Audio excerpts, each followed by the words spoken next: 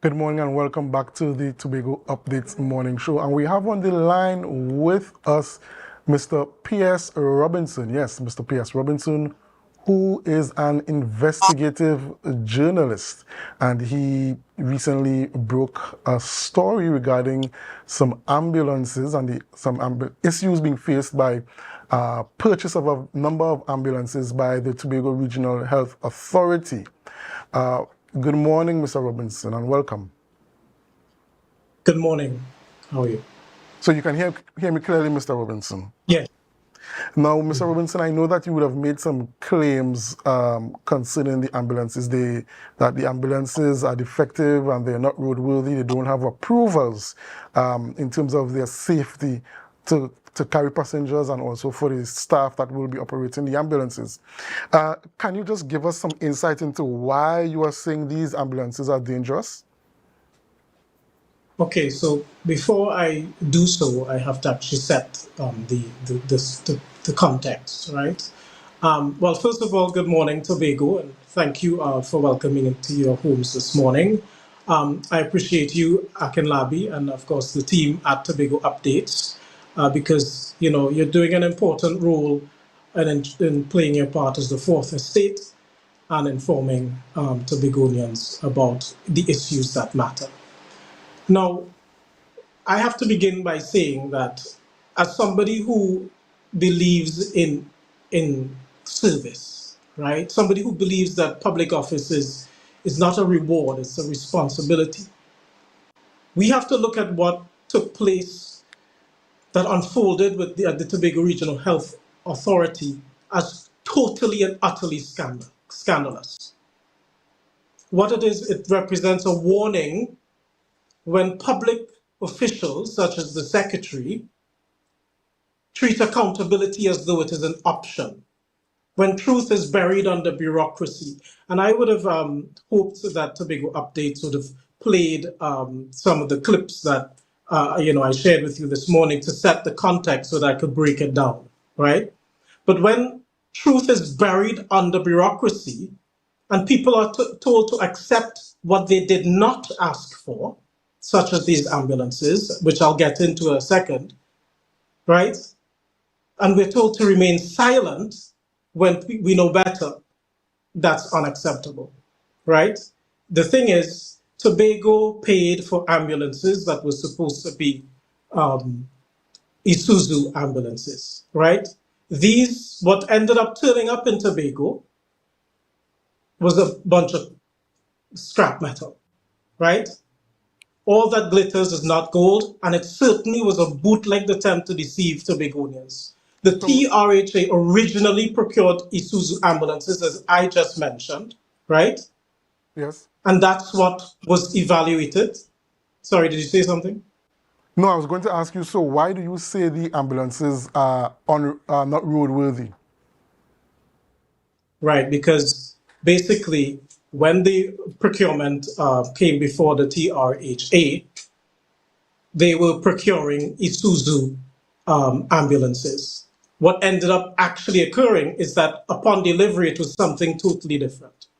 So they slap paint on a 1980s bus-up van, paint it white, and you call it new, and all of that for $17 million. And Mr. Contractor's laughing all the way to the bank. He money inside, and your money is gone. So, These forced... So, Mr. Robinson, do you have documentation to prove that these ambulances are not roadworthy or allegedly not roadworthy?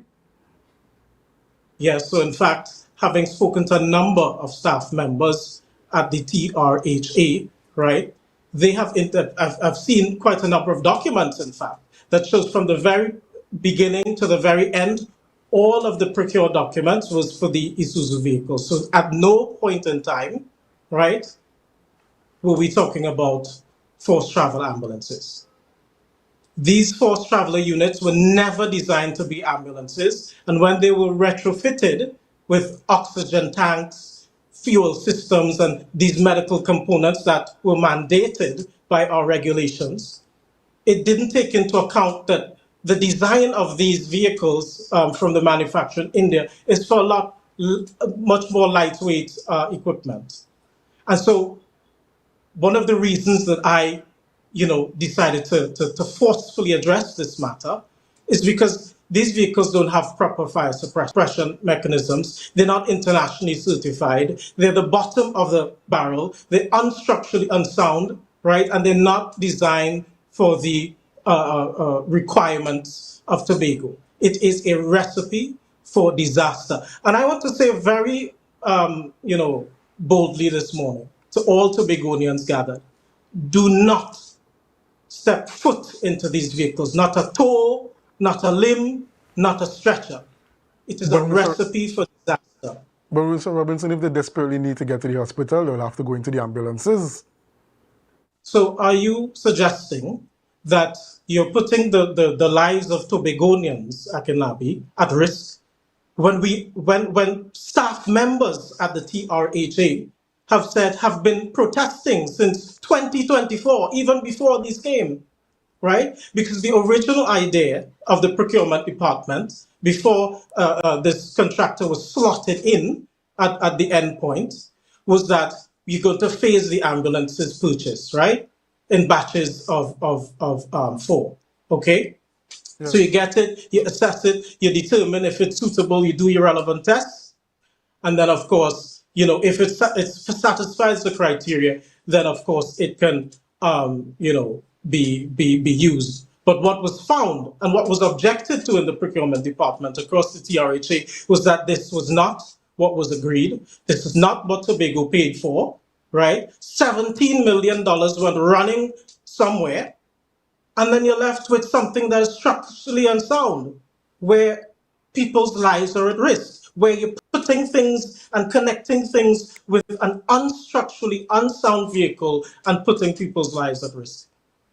So, Mr. Robinson, you spoke about the testing of the vehicles and it's failing.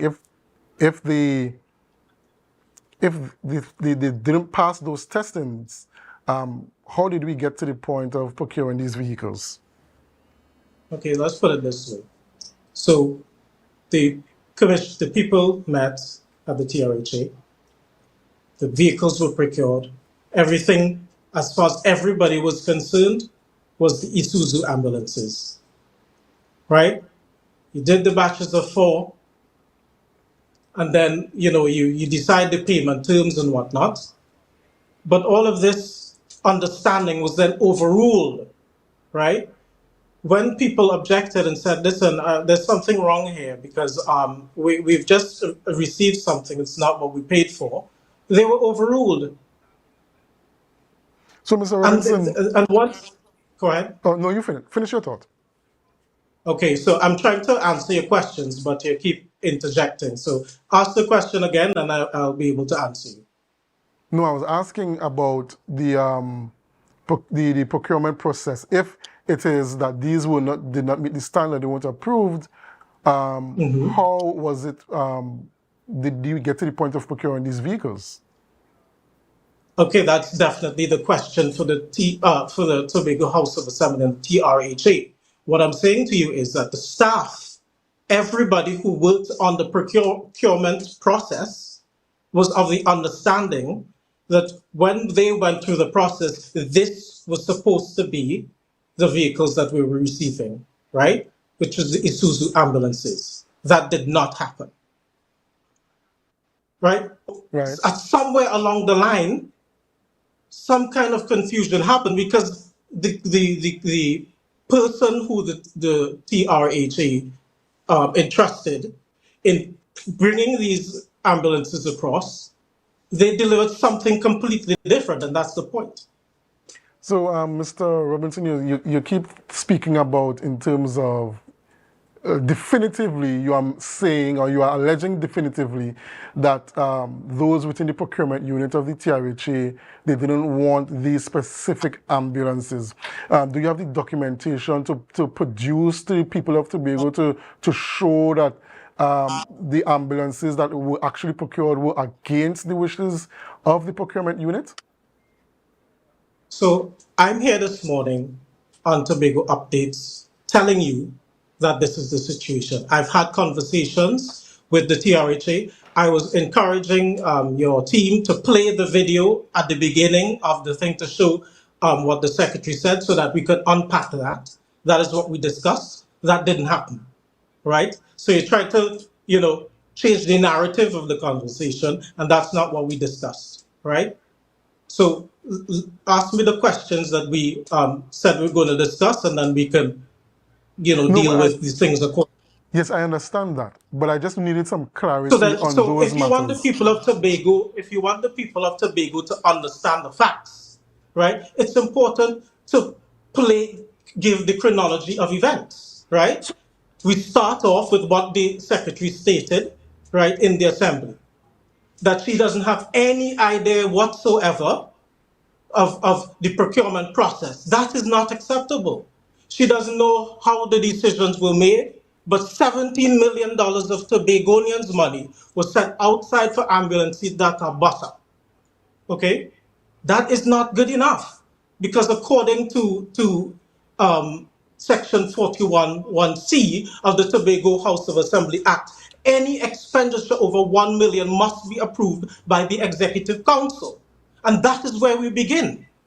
So That's where we begin. right And now, so that's why it's important to, in unpacking these things, right now the to technical start team, from the beginning Mr. and try to Robinson, unpack these things. There's been, go Mr. ahead. Robinson, right now the technical team is working on getting those videos lined up to be played, but in Oh, the but I meantime, sent it since yesterday. I cut it up for you. I sent it since yesterday to be prepared for this morning. I understand that, but they're working on it right now to get it So, I played, but in mean, the the technical meantime, team had some time, right?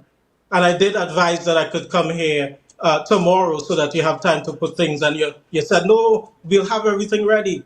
So that's not acceptable. So I, anyway, go ahead, please. yes, I understand your concerns, but I was just letting you know that we. If you want to give Tobagonians the facts, right, it's important to be honest with the way that we're doing stuff. We had a conversation. This is how it's going to go. You didn't stick to that. So go ahead. Okay, Mr. Robinson. So, continuing on the conversation, you are stating also, you are alleging also that the T.R.H.A board is illegal. Could you expound on what you mean by that? Absolutely, it's simple. The T.R.H.A board's term expired in January 2025. There's been no formal extension, no reappointment, no executive council order confirming its legality.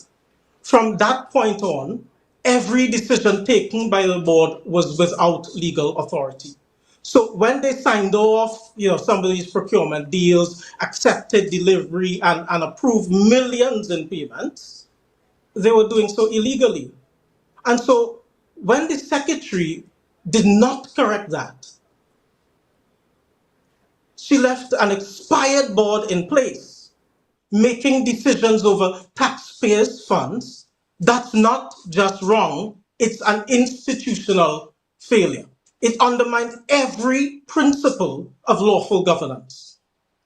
And according to the law, and that's why I wanted you to focus on the stuff that we agreed, so that Tobagonians can have the correct chronology of events. And if Tobagonians want to understand that chronology, go on my page. I did 1 to 5. You can see it for yourself. According to the law, once a board's tenure ends, it must either be reappointed or reconstituted by the appropriate authority so that it may act lawfully. This did not happen. Mr. Robinson, Instead, the board has continued to meet to approve spending and, crucially, to oversee procurement decisions, even though its legal authority no longer exists. okay. And I'm So, no, concerning, but hold on, let me just explain something, right? In yes, plain language for Tobagonians. Imagine you're part of a union and your elected executive term ends. If they stay on without re-election, without ratification, without legal mandate, every MOU they sign, every benefit change, every wage negotiation is invalid. Why? Because they have no legal standing. And if they try to act anyway, it is a breach of the law and an insult to the members, just as this is an insult to Tobagonians. This board should have been stood down. The secretary had the power and the responsibility to regularize the board status and even advocate for them to operate within the law. She didn't. She allowed an expired board to continue operating, and every decision they have made is why we are here today. And it is the Tobago Regional Health Authority staff who have been coming to me. This information come out from nowhere, you know. You feel I just woke up in the morning and regurgitated this. This is from inside the belly. Tobagonians are coming forward because they are seeing wrongdoing taking place. And it is time and I commended you guys in the beginning. But the way that this is going, I don't think it is as genuine as it could be. Mr. So if you want Robinson, me to deal with the situation in this way, we can, right? Mr. Robinson, we have to go for a break, but when we come back from the break, we'll continue the conversations. Stick with us, viewers. We'll be right back after these messages. But do us a favor. Share the live, share the live, share the live for these messages. Welcome back to the Tobago Updates Morning Show, and we continue the conversation with investigative journalist Mr. Pearce Robinson. Good morning, Mr. Robinson, and we want to continue the conversations. First, let me Are you all ready apologize to play concerning the... Has the technical team found the videos so that we can start from that point? Or are you still struggling with the videos that I cut up for you already? Yes, I want to apologize for the technical problems. It doesn't seem as if we'll be able to play those clips You for can the play. interview. Okay, because if we had played the videos that I sent and cut up for you guys, what Tobagonians would have seen was the secretary making a statement, a video that I did edited for you guys to explain my part of the situation so we could focus on the issues. It's important to give Tobagonians the facts and not skew the record. I understand that people have T.H.A. jobs that they're trying to protect, right? But let's not skylark this morning, right? So what I'm going to do is I'm going to explain the situation, and you'll give me the opportunity to do that. Please, thank you. Because you can't plant peas and expect to reap corn. We can't keep making the same bad decisions and expecting good outcomes. Not in healthcare, not with taxpayers' money, and certainly not with people's lives. And if anybody in the T.H.A. or the T.R.H.A. feels that they're going to put Tobagonians' lives at risk by putting them in a bus-up ambulance, are going to come back there and stop it. Right? Yeah, so we're giving Tobago you the paid for a opportunity. fleet of bus-up Rakatang vehicles that are 2 nudges away from an explosion So to serve its people. we're going to give you the And what opportunity, Mr. arrived, Robinson. and what arrived, no, you're going to give me the opportunity Yes, to that's what I'm speak saying. I'm because giving you you the didn't do opportunity. so just now. I'm giving you the What opportunity arrived, to sir? explain the circumstance. Uh-huh. No, I'm Go giving ahead. you the space to go ahead and explain the circumstance. We just don't have the videos to play, but I'm giving you the space to Well, that's explain the unfortunate circumstance. because you had the time and you had a long break just now. I thought you're getting the things in gear. And what arrived instead was a line of vehicles that nobody approved, nobody requested, and by the T.R.H.A's own standards should never have been put on the road. Every document, every timeline, every voice from within the T.R.H.A. tells the same story. This was not our decision. This was imposed on us. I am not here for the setup, okay? Because this was a setup. I told y'all, get the things in gear. I can come tomorrow if you're not ready. You said, no, Mr. Robinson, please, please. I'm here because truth is being twisted. The Secretary of Health stood in the Tobago House of Assembly and told Tobagonians that the T.R.H.A. is a private company. It is y'all who has to say, actually, Secretary, you're wrong, right? The T.R.H.A. is not a private company. That was a deliberate attempt to distance herself from a decision that risked public safety. We have to speak plainly now, because you got me to that stage. These ambulances are not fit for the public. Nobody is to go with them. And if you want to put Tobagonians in there, put your own family. Don't put the rest of the nation at risk. These forced traveler units delivered to Tobago are the lowest grade of ambulance on the international market. They are not certified under any recognized international emergency vehicle code. They were never designed to carry oxygen cylinders that we imposed in it, right? These are lightweight things from India that is designed for a low kind of setting, not for our setting. The bodies that were retrofitted hastily with no certified compression systems, no proper ventilation, and no separation between the oxygen tanks and the fuel sources, that is a recipe for disaster. We cannot sit here and throw that under the thing. The secretary said she has no business, it's not her business. What do you mean? This is a fire risk, it is an explosion risk. There are people inside the T.R.H.A, someone who risked his own job. Let us have respect for Tobagonians. You've worked in the T.H.A. You know that people are afraid to speak out, and that is why they came to me, to stand tall for them. These vehicles are dangerous. They failed every test. If you want a vehicle that has failed the test to go on the roads and service Tobagonians, that is you. It is not me, and I will not allow it. Mr. Robinson, Let me tell the Secretary of Health something, right? The T.R.H.A is a statutory authority created under Section 31 of the Regional Health Authorities Act. Statutory authorities are creatures of law. They are funded by the taxpayers, governed by statute, and subject to ministerial and executive council approval. And just as I said before, Section 41, 1C of the Tobago House of Assembly Act says any expenditure exceeding 1 million requires executive council approval. If anybody, you included, wants to disprove that, go to the legislation and look at it. We're talking facts here.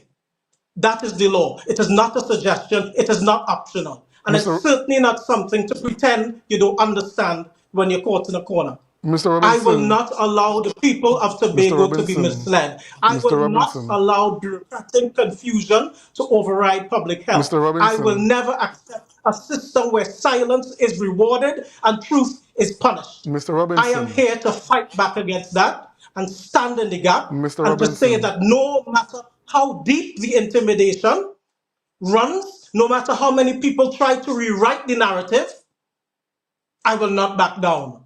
Not for Robinson, a job, not for a contract, Mr. not for Robinson, fair, because Tobago deserves the truth. Mr. Robinson.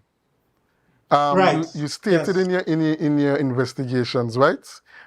Sorry, in your Right. investigations, were you able to determine whether the executive council note that went forward for approval for the purchases of these ambulances, did they state the Isuzu ambulances, or did they state the Travel Fox, is it Travel Fox? Force Traveler, sorry, the Force Traveler ambulances? Okay, so from the beginning to the end of the procurement process at the T.R.H.A, it has only ever been the Isuzu vehicles, full stop, end of story.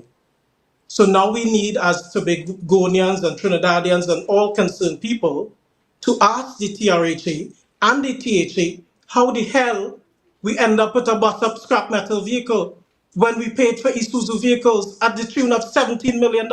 That scrap metal that even go up hill is 19 million. And I don't think that's what you're telling me here this morning. And I, I don't think that's what you're defending here this morning. Sorry, you broke up for a little bit. I missed what you said I there. said, I don't think that is what you're defending here this morning or telling me this morning. Before That that, that scrap metal that can't even go up the hill in Hope, that shutting down, right? I hope that's not what you're telling me this morning, right? That is not worth that. We did not pay for that. Tobago did not get what it paid for. okay. And you mentioned that a third-party company. Could you just expound on that matter? Yeah, a third party company was involved, and that is Biomedical Technologies, I believe, was listed. And that party, that company never had any history in procuring ambulances. In fact, they're a medical products company. And so, once again, we need to understand How the hell did they even get into the mix when they don't have the experience? How did the T.H.A, as the secretary said, allow for $17 million to be expended and she doesn't know who, what, where, and when? If you played the video, this would have been great. So is it that this third party company, were they involved in the procurement process? Were they contacted by the procurement unit to bring in the vehicles, the ambulances, or did they come into the process Procurement, afterwards? the procurement, as far as when things went out, RFPs and so on, the committee that was established to find the relevant parties, several people received that RFP. As I understand from staff in the Tobago Regional Health Authority, at some later point in the process, somebody came in, a third party, and offered the lowest bid, which was then selected, but they weren't originally part of that discussion.